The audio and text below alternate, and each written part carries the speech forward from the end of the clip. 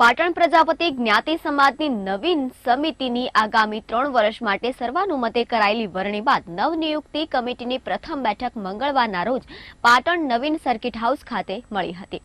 આ બેઠકમાં આગામી તારીખ 8 ડિસેમ્બર યોજાનાર પાટણ પ્રજાપતિ જ્ઞાતિ સમાજના 40મા સમૂહ લગ્નોત્સવના આયોજન માટેની ચર્ચા વિચારણા સાથે સમૂહ લગ્ન સમિતિના સર્વાનુમતે રચના કરવામાં આવી હતી।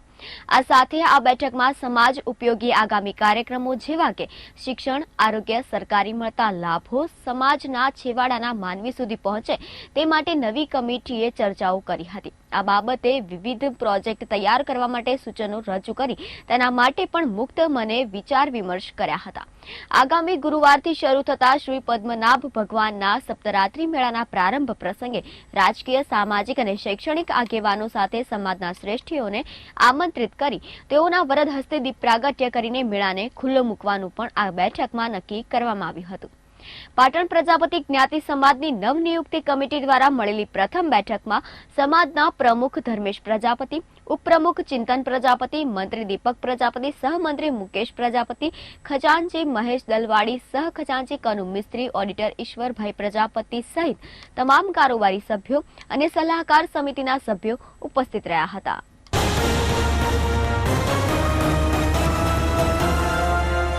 પુષ્પાવતી નદીના કિનારે આવેલા ઉપેરા ગામની ભૂમિ પર ગાયત્રી શક્તિપીઠના આંગણે ભવ્ય પાટોત્સવનું આયોજન।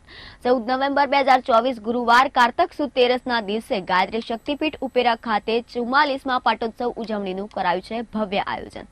પાટોત્સવ નિમિત્તે ગામના ગણપતિ મંદિર ખાતેથી સવારે નીકળશે ભવ્ય શોભાયાત્રા। 7 નવેમ્બર ગુરુવારે ભવ્ય દીપોત્સવનું આયોજન કરવામાં આવ્યું। ગામના બહેન દીકરીઓ જોડાશે આ દીપોત્સવમાં। શ્રી ગાયત્રી શક્તિપીઠ ઉપેરા ખાતે 44મા પાટોત્સવ મહોત્સવની હાથ ધરાઈ તડામાર તૈયારીઓ। નિવૃત્ત શિક્ષક અને ગાયત્રીના પરમ ઉપાસક મહેશભાઈ પટેલ અને સમગ્ર ટીમ દ્વારા તૈયારીઓને અપાઈ રહ્યો છે આખરી ઓપ। ઉત્સવને લઈને સમગ્ર ઉપેરા અને આસપાસના ગામોમાં ગાયત્રી પરિવારના સભ્યો, સાધકોમાં અનેરો ઉમંગ ઉત્સાહ જોવા મળી રહ્યો છે। 14 નવેમ્બર 1981માં પરમ પૂજ્ય ગુરુદેવ આચાર્ય શ્રી રામ શર્માજી હરિદ્વારના વરદ હસ્તે ઉત્તર ગુજરાતમાં સૌપ્રથમ ઉપેરા ગામમાં થઈ હતી ગાયત્રી શક્તિપીઠની સ્થાપના। વર્ષો પૂર્વ ઉત્તર ગુજરાતમાં સૌપ્રથમ 24 કુંડી મહાયજ્ઞ પણ ઉપેરામાં યોજાયો હતો। 44મા પાટોત્સવને અનુલક્ષીને ગાયત્રી શક્તિપીઠ ઉપેરાનું કરવામાં આવી રહ્યું છે નવીનીકરણ। સમગ્ર ગાયત્રી મંદિર સંકુલને રંગરોગાણ સાથે સુંદર ઓપ આપીને શક્તિપીઠને આકર્ષક બનાવવા માટે કામે લાગી ગઈ છે ટીમ। ગાયત્રી માતાજીના દર્શન, આશીર્વાદ અને પાટોત્સવનો ધર્મ લાભ લેવા સૌ ભાવિકો અને સમગ્ર ધર્મપ્રેમી જનતાને હાર્દિક નિમંત્રણ પાઠવવામાં આવ્યું છે। બોલો ગાયત્રી માત કી જય। મારું નામ નરેન્દ્ર પ્રજાપતિ। અમે ઉપેરા ગાયત્રી શક્તિપીઠમાં ઘણા સમયથી કાર્યરત છીએ।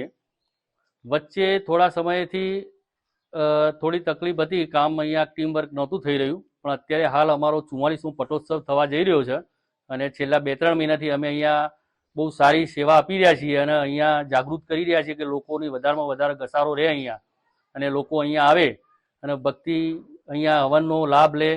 ગાયત્રી મંદિરના જે ગુરુવાર કરી રહ્યા છીએ અમે દર ગુરુવારે મહિલાઓ અને બાળકો અમે જઈને ઘરે ઘરે જઈને એક પાઠ કરી રહ્યા છીએ। એ પાઠનું પણ અમે છેલ્લા 1-1.5 મહિનાથી ચાલુ કરી દીધું છે અને વ્યવસ્થિત ચાલી રહી છે, લોકો સહભાગી પણ થઈ રહ્યા છે। બીજી વસ્તુ કહેવાની એ કે ગાયત્રી શક્તિપીઠ જે રહી એ ઉપેરાની અંદર આજથી 1981ની સાલની અંદર અહીંયા સ્થાપના થઈ હતી। એ સ્થાપનાની અંદર ગુરુદેવ શ્રી રામ શર્મા આચાર્ય જે હરિદ્વાર આખું ગાયત્રી શક્તિપીઠને ચલાવી રહ્યા છે, એ શ્રી રામ શર્મા આચાર્ય પોતે અહીંયા આવી અને એની સ્થાપના કરી હતી। એ સ્થાપના કરવાનો હેતુ એવો હતો કે જે તે વખતે ગાયત્રી માતાના જે ગાયત્રી મંત્રના 24 અક્ષરો જે રહ્યા એ 24 અક્ષરોનું એક પ્રણ લીધો કે 24 અક્ષર છે તો 24 અક્ષર પ્રમાણે 24 શક્તિપીઠો આપણે બનાવીએ ભારતની અંદર। એમાં એક શક્તિપીઠ ઉપેરાની છે આપણી। સૌથી પ્રથમ એમને અહીંયા સ્થાપના કરી હતી। અહીંયા આવ્યા 1977ની સાલની અંદર અહીંયા એક મોટો યજ્ઞ થયો હતો, 124 કુંડી યજ્ઞ થયો હતો। એ 24 કુંડી યજ્ઞની અંદર બહુ લોકોએ અહીંયા ભાગ લીધો હતો। આજુબાજુના ગામોમાંથી પણ અહીંયા યજ્ઞમાં આવ્યા હતા લોકો અને એ યજ્ઞનો બહુ જબરજસ્ત પ્રતિસાદને જોઈ અને 24 શક્તિપીઠ જ્યારે બનાવવાની નક્કી થઈ ત્યારે ગુરુદેવ પોતે ઉપેરાની પસંદગી કરી હતી અને અહીંયા આપણે એની સ્થાપના કરી હતી। ત્યાર પછી અમે અહીંયા ગાયત્રીના નવા કાર્યક્રમો કરતા હતા. અહીંયા રોજ હવન થતા હતા, દીપ યજ્ઞો થતા હતા, આ બધું જ અહીંયા કરતા હતા. પણ વચ્ચેનો 10 વર્ષનો સમય એવો આવ્યો કે અહીંયા અમે આને જોઈ શકીએ એવી રીતે કામ કરી શક્યા નહોતા.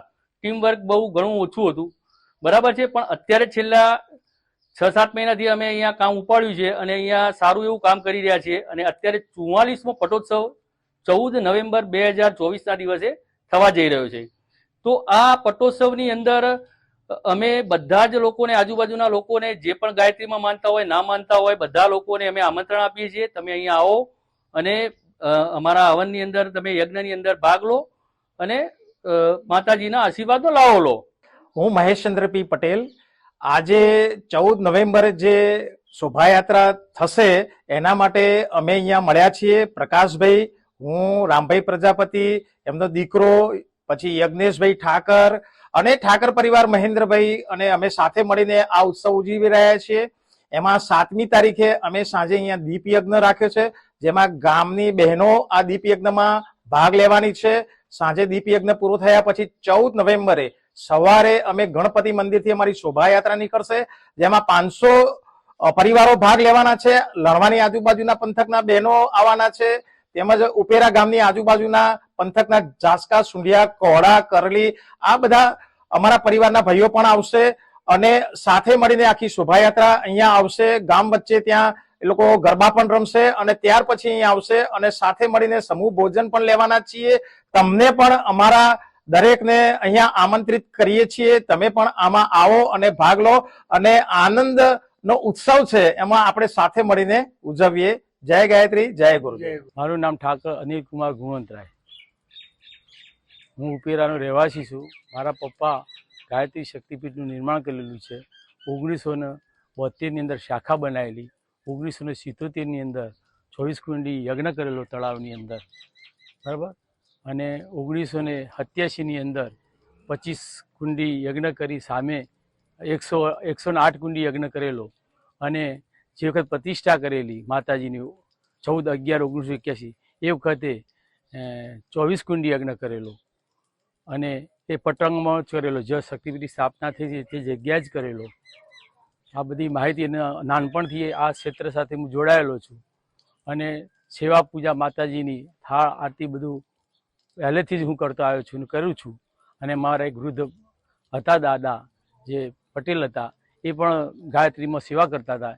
એમનું નામ માધવલાલ, નટ્ટુભાઈના ફાધર માધવલાલ કાનજીદાસ પટેલ, એ આ પ્રવૃત્તિ સાથે જોડાયેલા હતા. એમના જ્યાં પછી તરત જ એટલે હું આ કાર્ય કરવા માંડ્યો છું, બરાબર. અને સંપૂર્ણ મારો સમર્પિત છું.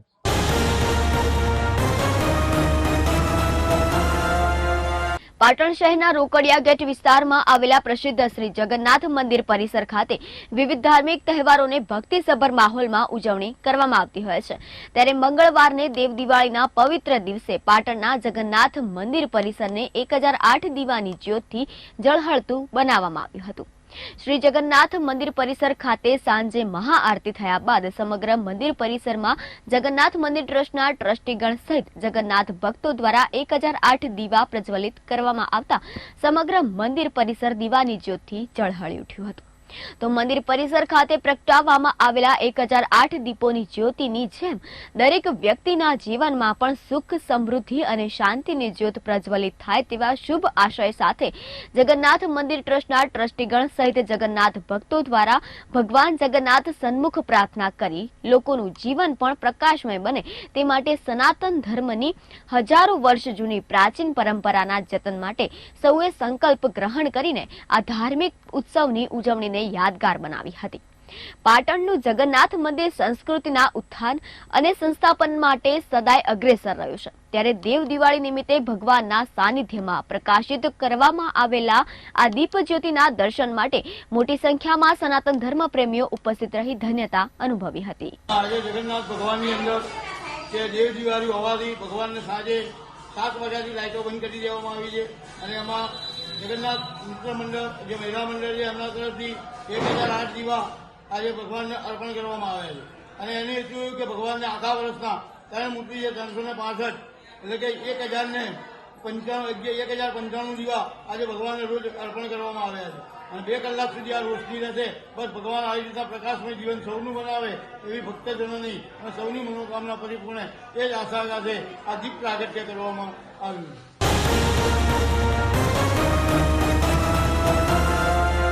પાટણના રિજિયોનલ સાયન્સ સેન્ટર ખાતે આજે 12 નવેમ્બર 2024 ના રોજ વિશ્વ ન્યુમોનિયા દિવસ નિમિત્તે જાગૃતિ કાર્યક્રમ યોજાયો હતો, જેમાં 250 થી વધુ સહભાગીઓએ ભાગ લીધો હતો.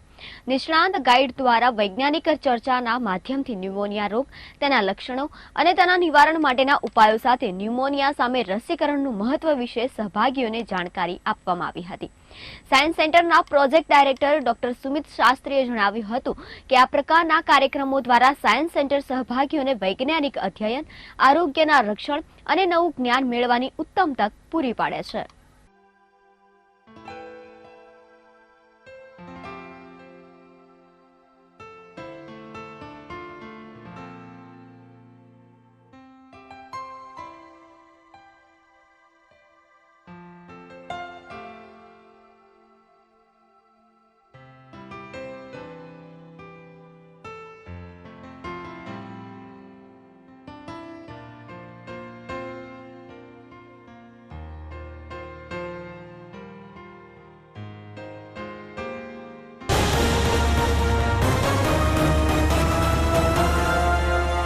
એકસો 8 દીપકથી પાટણનું ગોપીનાથજી મંદિર દેવ દિવાળીથી લઈને પ્રકાશિત થયું હતું. દેવ દિવાળીના પવિત્ર દિવસે પાટણના સોનીવાડા વિસ્તારમાં આવેલા ગોપીનાથજી મંદિરમાં 108 દીવા પ્રગટાવવામાં આવ્યા હતા.